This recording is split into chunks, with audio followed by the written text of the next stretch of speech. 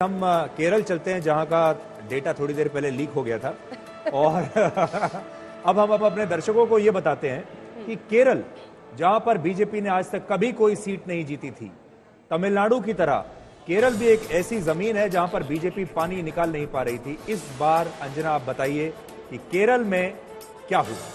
सबसे पहले हम शुरुआत करेंगे केरल में वोट परसेंटेज के साथ कि क्या भारतीय जनता पार्टी पिछली बार के अपने वोट परसेंटेज को बढ़ा पाएगी।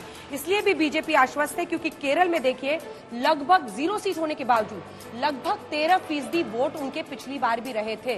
तो सबसे पहले आइए इस मशीन पर हम आपको दिखा देते हैं एनडीए का वोट परसेंटेज क्या रहने वाला है। पिछली बार था 13% और 13% होने के बाद इस बार 27%, यानी मिस्टर गुप्ता आप ये कह रहे हैं कि 7 और 7 14% का इजाफा। नहीं, यहाँ पे भी एनडीए जो है बीडीजेएस जो कि वहाँ की लोकल पार्टी है, उसने 6 सीटों पे चुनाव लड़ा और 21 सीटों पे 13 हाँ, तो उन्होंने जो है बीजेपी को करीब 21% वोट शेयर और 6% बीडीजेएस को मिलता दिख रहा है। 21 मतलब बीजेपी में इजाफा है 8%। हाँ, 13 से 21 और 2 से 6 बीडीजेएस।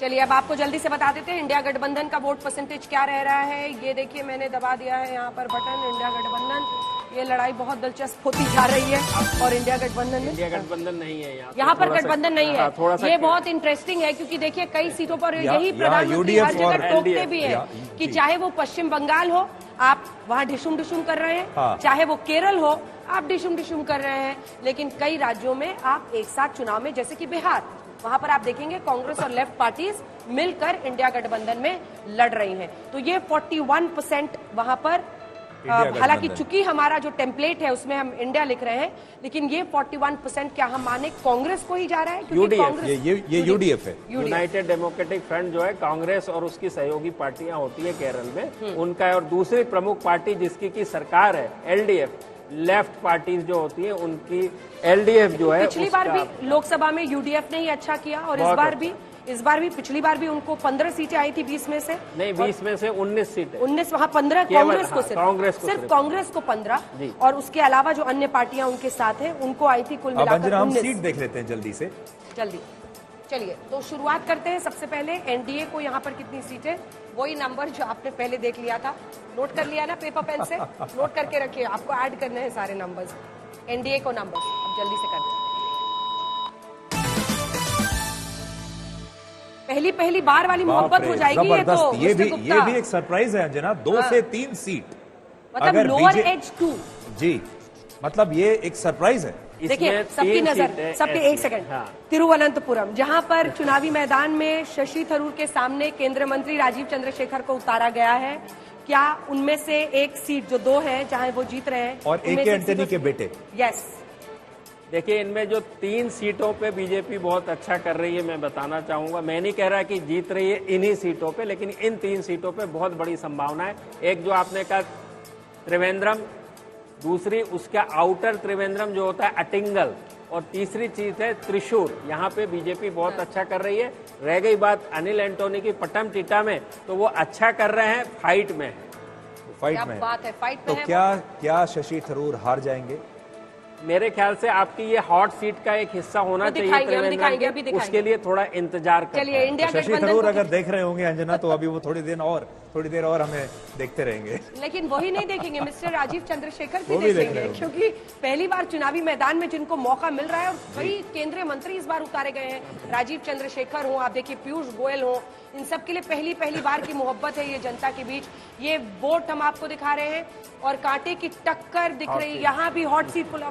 गुप्ता जी ये बात ठीक नहीं है, सब जगह आप कांटे की टक्कर करेंगे। इसीलिए तो उसको हॉट सीट कहते हैं। यदि वो एक तरफा चीज हो तो आप जरा मजा नहीं आएगा, लेकिन मैं आपके दर्शकों को बता दूं, खूब मजा, उनकी सांसें फूल रही होंगी त्रिवेंद्रम में, बैठे होंगे दोनों। मैं बता दूं त्रिवेंद्रम में हमेशा से त्रिकोणीय मुकाबला होता रहा है, यूडीएफ, एलडीएफ और बीजेपी को भी 31% वोट पिछली बार भी मिले थे 19 के चुनाव में, और जो 3 इस बार जो है ऐसा लग रहा है थोड़ी सी जो हवा जो है बीजेपी के फेवर में है। तो ये कूल हवा है, ये इस हॉट सीट पर ये कूल हवा है, ये कूल हवा है। और ये कह सकते हैं कि यहाँ पर लोकप्रियता जो है बीजेपी की कांग्रेस से थोड़ी सी ज्यादा है। राजीव चंद्रशेखर के लिए आज की रात बहुत आराम से बीतेगी, कम से कम उनको एक एज दिखाएगा, क्योंकि शशि थरूर लगातार वहां से जीत रहे। पिछली बार शशि थरूर ही जीते थे, और शशि थरूर ने अपनी कंस्टिट्यूएंसी में अपनी एक पहचान इसी के जरिए बना ली। हमने आपको इंडिया गठबंधन के नंबर्स नहीं बताए, वो जल्दी से यहाँ के दिखा देते हैं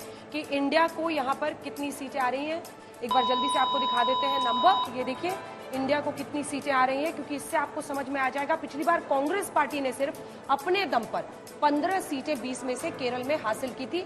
ये देखिए नंबर्स आपके सामने आ गए हैं, पेपर और पेन जल्दी से लिखिए, ऐड करना है आपको सारे नंबर। हालांकि नीचे में हम आपके लिए टैली भी बना रहे हैं, लेकिन केरल में 2 से 3 बीजेपी को आती हुई ये इशारा कर रही है कि बीजेपी इतिहास रचने, क्रिएटिंग हिस्ट्री, क्योंकि इस राज्य में बीजेपी ने आज तक कोई भी सीट नहीं जीती थी। प्रधानमंत्री नरेंद्र मोदी केरल में 6 बार गए हैं, उनकी रैलीज, रोड शोज मिलाकर 6 बार वहां पर वो लोगों के बीच में गए हैं।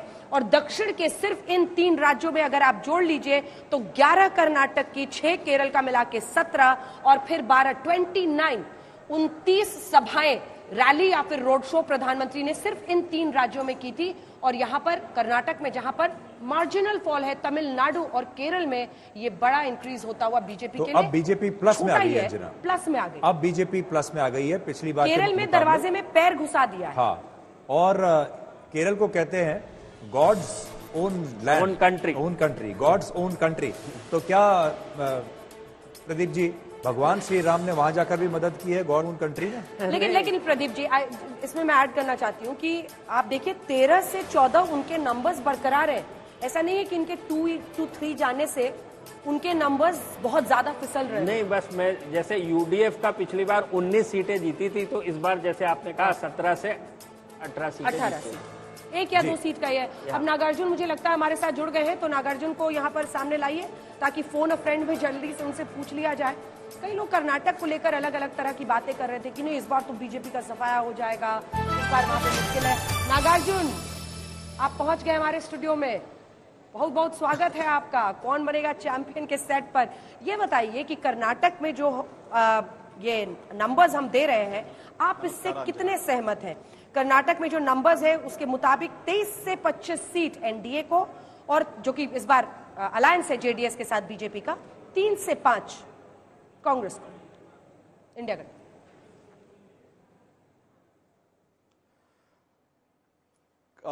कर्नाटक जो एक राज्य है जो असेंबली और लोकसभा में काफी अंतर में वोट करते हैं। जैसे कर्नाटक कांग्रेस सरकार आई 2023 में, मोस्ट प्रोबेबली जैसे आप हमारा एग्जिट पोल, वो नंबर सही है, बट वो नंबर्स जो है कांग्रेस का 3 to 5 है, शायद 1-2 ऐड भी हो सकता है, क्योंकि लॉट ऑफ क्रिटिकल सीट्स जो है विमेन वोटर्स का एक शायद एक्स फैक्टर रहेगा। गारंटीज जो है लास्ट घर तक भी पहुंचा है। मुझे ये ख्याल है कि that might be the x factor, जो एक्स फैक्टर है guarantee. So 5 guarantees, 2000 rupees for women, free बस, फ्री इलेक्ट्रिसिटी, ये शायद फीमेल वोटर्स को बहुत सी तरफ से इन्फ्लुएंस किया हुआ है।